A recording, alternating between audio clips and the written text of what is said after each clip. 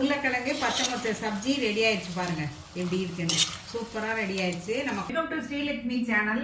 நாம இப்போ இந்த பிதுக்கு பருப்பை வச்சுதான் அந்த பச்சை மொச்சையை பிதுக்கி வச்சிருக்கோம்.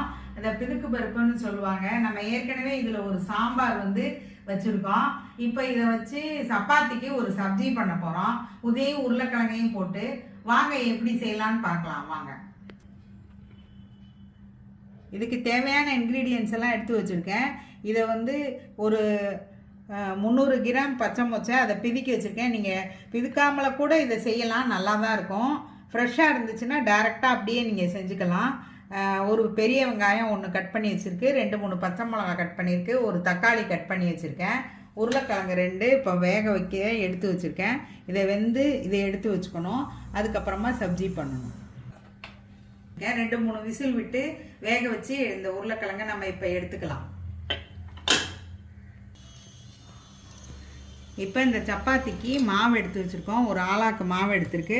அது கொஞ்சம் உப்பு போட்டு வெறுமனே தண்ணி தெளித்து தான் நான் பிசைய போகிறேன். பிசைஞ்சு எடுத்து வச்சுக்கலாம். பிசைஞ்சிட்டு உங்களுக்கு காமிக்கிறேன்.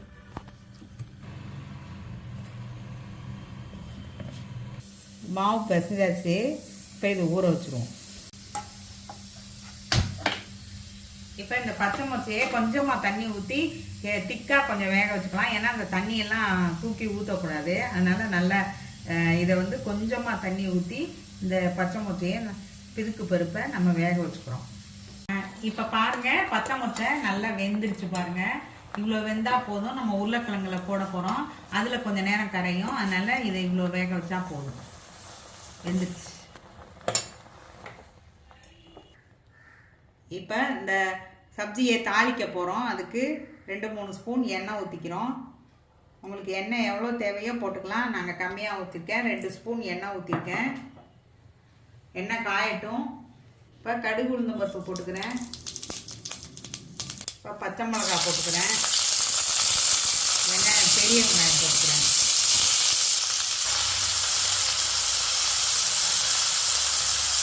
இப்போ கருவேப்பிலை போட்டுக்கிறேன். இஞ்சி எதுவும் போட வேண்டியதில்லை. வெறும் பச்சை மிளகா வெங்காயம் போட்டால் போதும். இது வதங்க கொஞ்சம் உப்பு போட்டுக்கலாம். கொஞ்சம் கல் உப்பு போட்டுக்கிறேன்.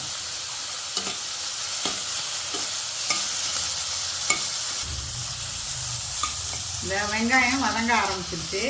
ஒரு கிளேசியர் பதம், அதாவது கண்ணாடி பதம் சொல்லுவாங்க, அது மாதிரி வந்தவுடனே நம்ம தக்காளியை போட்டுக்கலாம்.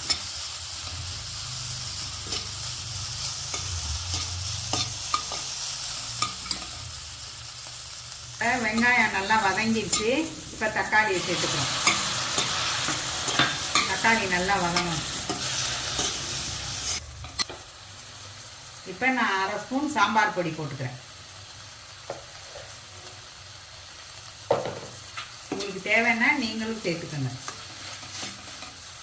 சின்ன குழந்தைங்கள்லாம் சாப்பிட்றதுன்னா நீங்கள் மஞ்சள் கலராக உருளைக்கிழங்கு மசாலா மாதிரி இதை வச்சிடலாம். ஸ்பைசியாக வேணும்னா இந்த மாதிரி பண்ணிக்கலாம். வதங்கிடுச்சு. இப்போ இந்த வேக வச்ச இந்த பச்சை மொச்சையை, நம்ம பிதுக்கின பச்சை மொச்சையை இதில் போட்டுரும்.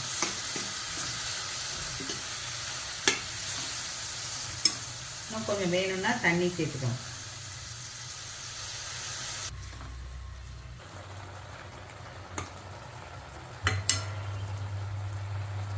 இப்போ இதுக்கு கொஞ்சம் உப்பு போட்டுக்கலாம்.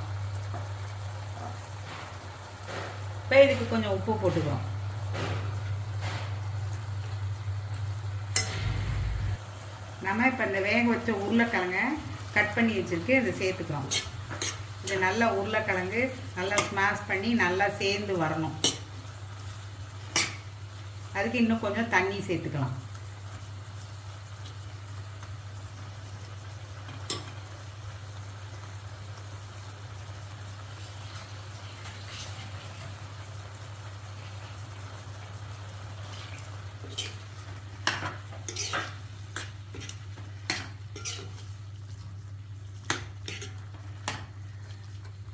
இப்போ இதுக்கு இன்னும் கொஞ்சம் கூட தனி மிளகாய் பொடி போட்டுக்கலாம்.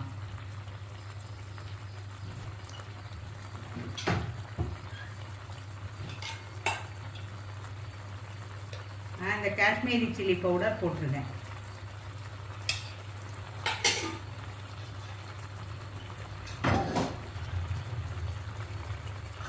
ஒரு 1/4 ஸ்பூன் காஷ்மீரி சில்லி பவுடர் போட்டிருக்கேன் காரத்துக்கு, ப்ளஸ்ஸு இந்த கலரும் வர்றதுக்கு. இதை மூடி வச்சுருங்க, கொஞ்சம் நேரம் வேகட்டும்.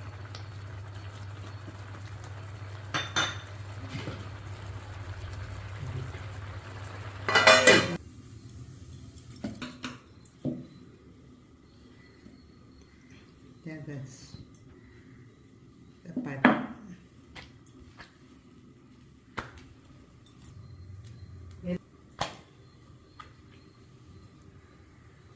போட்டாச்சு.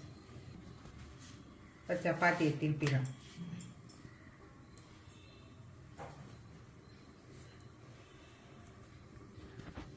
சப்பாத்தி திருப்பிட்டு எண்ணெய் ஊற்றுறோம்.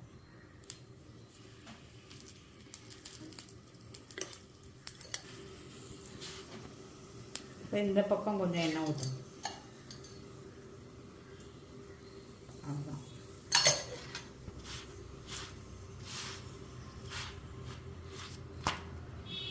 சப்பாத்தி ரெடி. சப்பாத்தி ரெடி பாருங்கள், நல்லா வெந்துருச்சு. சப்பாத்திக்கு சப்ஜி ரெடி பண்ணும். சப்ஜி ரெடி ஆயிடுச்சான்னு பார்ப்போம் வாங்க. இப்போ பாருங்கள், எல்லாம் சேர்ந்து எப்படி வந்துருக்குன்னு பாருங்கள். இப்படி இருக்கணும்.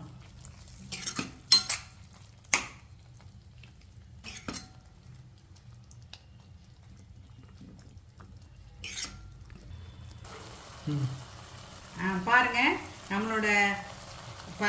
நம்மளோட உருளைக்கிழங்கு பச்சை மொச்சை சப்ஜி ரெடி ஆயிடுச்சு. பாருங்கள் எப்படி இருக்குன்னு.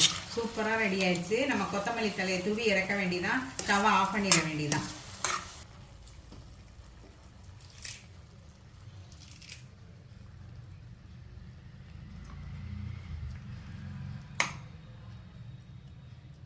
உருளைக்கிழங்கு பச்சை மொச்சை சப்ஜி ரெடி. ஸ்ரீலக்ஷ்மி சேனலை லைக் பண்ணுங்கள், ஷேர் பண்ணுங்கள், சப்ஸ்கிரைப் பண்ணுங்கள்.